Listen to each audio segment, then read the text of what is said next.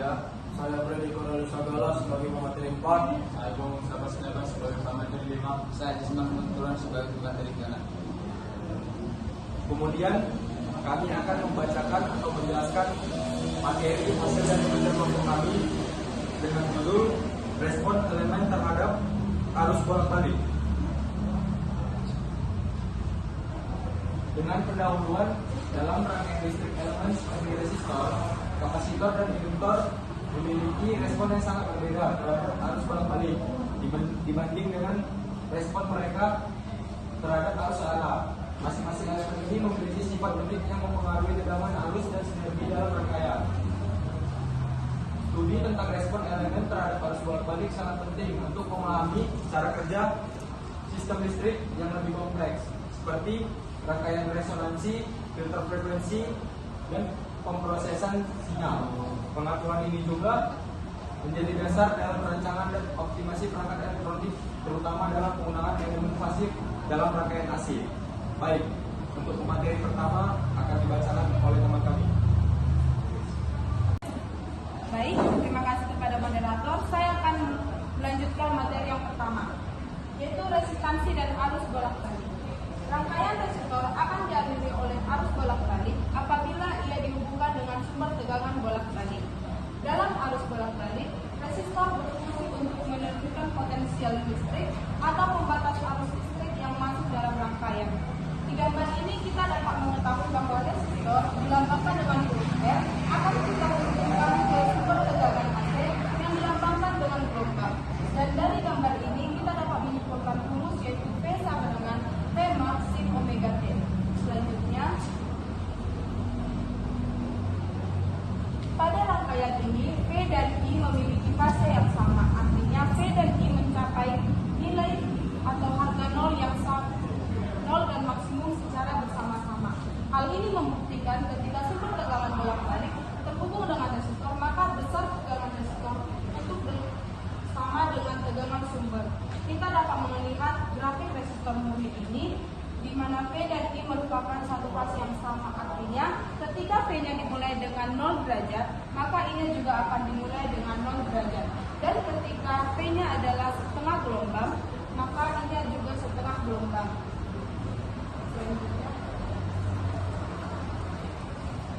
Selanjutnya adalah besarnya kuat arus yang melalui hambatan dapat dinyatakan dengan hukum Ohm, yaitu I sama dengan P per R atau P max sin omega T per R atau P max per R sin omega T.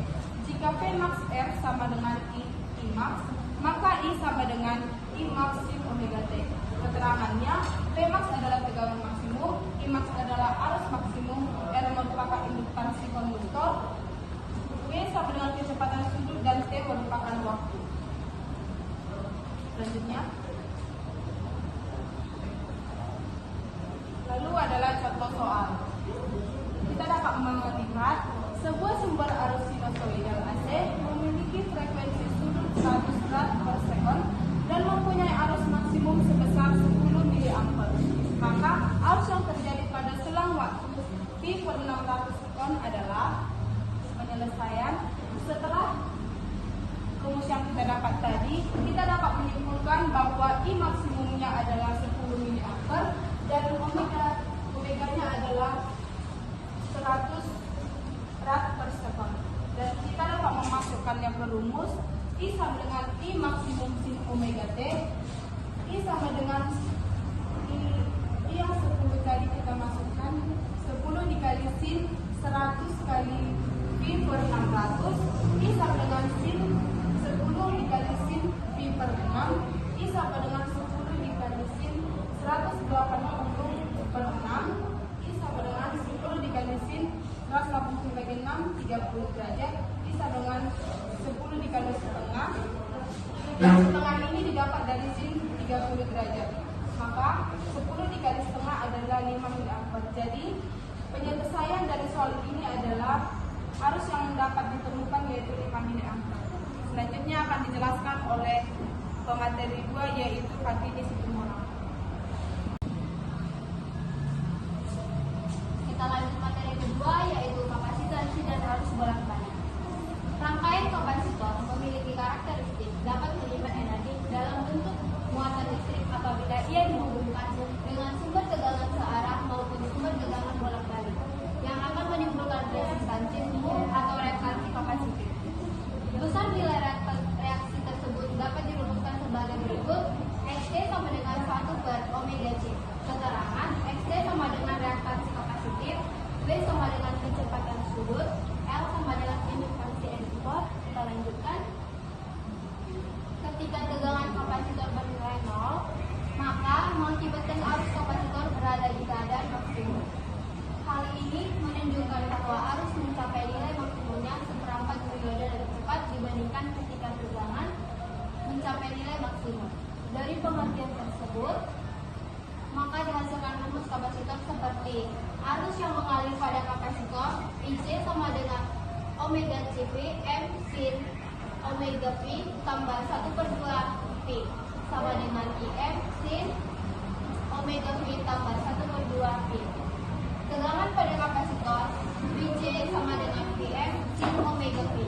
Keterangan Vc sama dengan tegangan pada kapasitor, Vm sama dengan tegangan maksimum, Ic sama dengan arus pada kapasitor, Im sama dengan arus maksimum, R sama dengan kapasitansi kapasitor, omega sama dengan kecepatan sudut, dan I sama dengan waktu.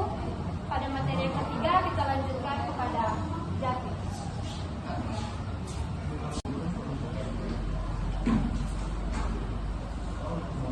Di sini saya akan menjelaskan materi yang ketiga, yaitu induktansi dan arus bolak-balik. Induktansi adalah sifat dari rangkaian elektronika yang menyebabkan timbulnya potensial listrik secara proporsional terhadap arus yang mengalir pada rangkaian tersebut. Sebuah induktor memiliki resistansi yang disebut sebagai reaktansi induktif ketika dihubungkan dengan sumber tegangan bolak-balik. Dan di sini ada gambar induktansi yang disimbolkan dengan L dihubungkan dengan sumber tegangan yang dilambangkan dengan C. Lanjut.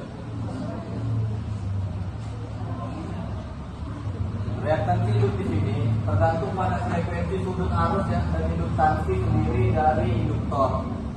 Secara singkat dapat dirumuskan sebagai XL sama dengan omega L. Dan dicantumkan keterangan reaktansi induktif XL sama dengan reaktansi induktif dengan satuan ohm, dan W sama dengan kecepatan sudut, L sama dengan induktansi induktor.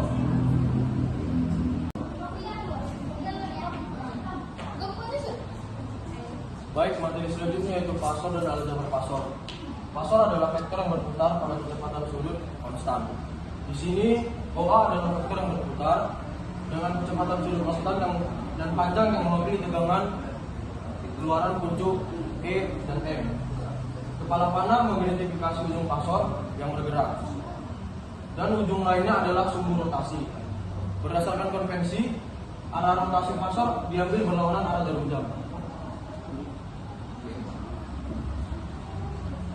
Pada T1 sama dengan OA sin theta 1 atau EM sin theta 1. Pada T2 E8 sama dengan EM sin theta 2.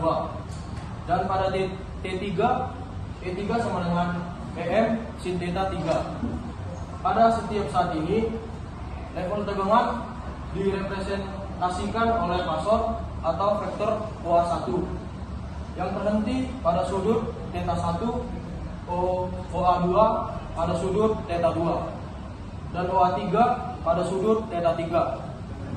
Tegangan atau arus AC sinusoidal apapun dapat direpresentasikan oleh fasor, dan alih-alih derajat sudut dapat dinyatakan dalam radian.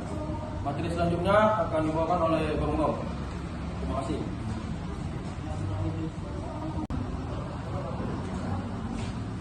Selanjutnya kita akan menjelaskan materi bentuk pola dan bilangan dari fasor. Bilangan kompleks. Bilangan kompleks merupakan suatu bilangan yang memiliki komponen nyata dan komponen imajiner.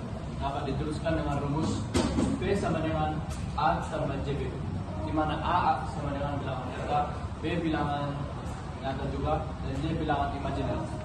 Secara grafis dapat dilihat pada gambar 1, bilangan nyata terdapat pada sumbu nyata atau X dan bilangan imajiner terdapat pada sumbu imajiner Y. Bentuk representasi ini disebut bentuk siku atau rektangular. Selanjutnya, keterangan. Rows yang ini adalah garis yang terbentuk dari titik awal ke titik B, dan alfa yang ini sudut yang terbentuk dari garis B dengan sumbu nyata X. Selanjutnya akan dijelaskan oleh Jismi. Baik, kesimpulan dari materi ini ialah secara keseluruhan elemen-elemen dalam rangkaian AC, resistor, kapasitor, dan induktor respon arus bolak-balik dengan cara yang berbeda yang dapat mempengaruhi distribusi tegangan dan arus dalam sistem. Pemahaman mengenai hubungan fasa, impedansi, dan sifat setiap elemen sangat penting dalam rancangan dan analisis sistem kelistrikan dan elektronik. Dengan menggunakan konsep fasor, analisis rangkaian AC menjadi lebih efisien dan mudah dipahami, terutama dalam hal menghitung reaktansi dan impedansi elemen dalam rangkaian AC. Baiklah, kita sudah sampai di sesi penutup.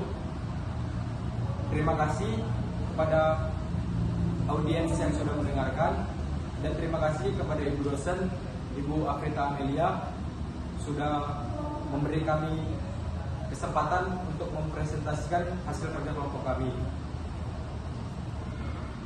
Kita dapat memahami dari elemen yang terdapat pada arus bolak-balik. Dengan demikian, saya akhiri presentasi kali ini. Terima kasih atas perhatiannya dan partisipasinya. Lebih dan kurang saya mohon maaf dan mohon ampun kepada Allah Subhanahu wa Ta'ala. Sekian dan terima kasih.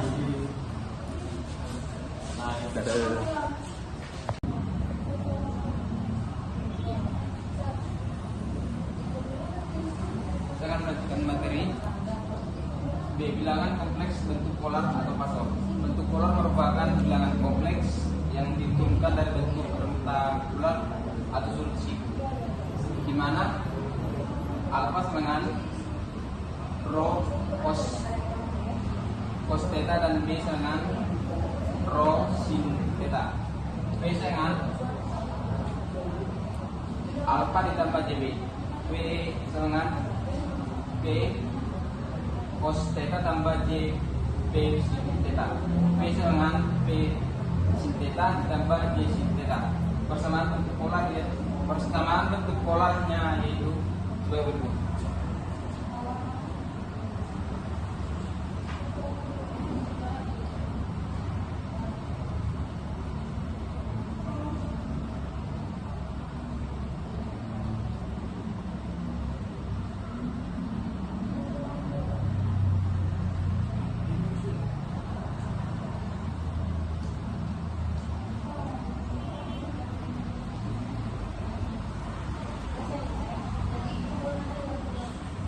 Persamaan bentuk polarnya yaitu rho besar 0